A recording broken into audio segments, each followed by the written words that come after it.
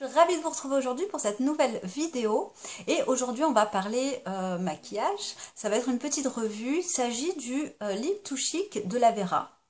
Alors ça fait un petit moment que je l'ai et en effet je vous en ai jamais parlé. Mais vous allez voir, il s'agit quand même d'un coup de cœur. Je l'ai pris sur le site EcoVerde, il me semble, hein, dans le cadre d'une commande globale.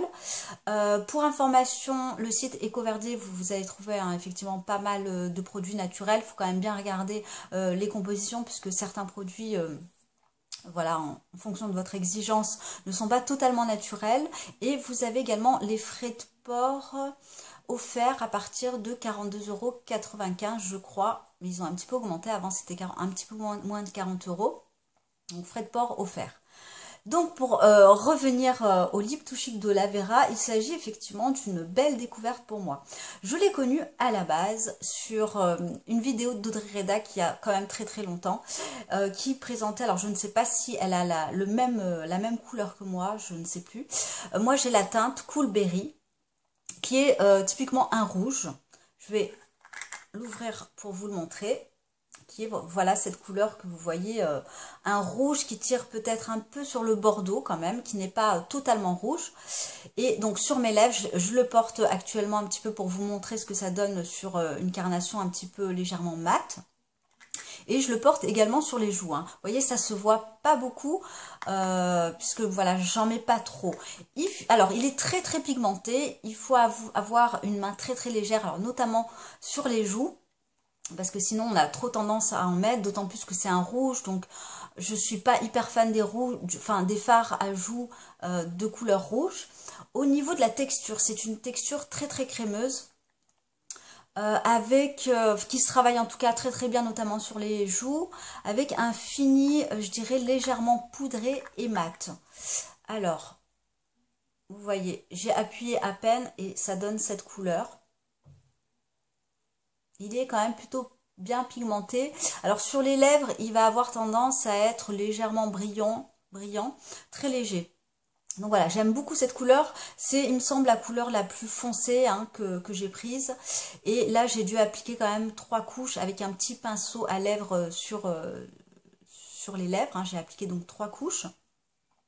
Et finalement, je trouve que c'est un très bon compromis par rapport au Lip to Chic de Hermès Beauty, qui sont aux alentours de 30 €. Celui-là, on est à un petit prix, hein, aux alentours de 10 €.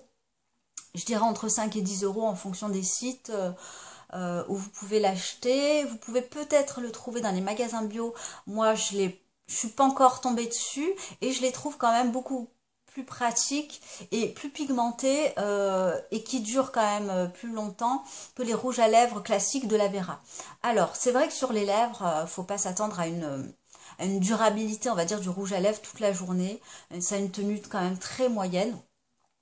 Mais bon, on peut facilement s'en remettre avec le petit doigt. On peut l'emporter en voyage puisqu'il a une fonction de blush et de rouge à lèvres. Je l'associe moi plutôt à une couleur comme là j'ai sur les yeux, un fard à paupières dans les tons cuivrés.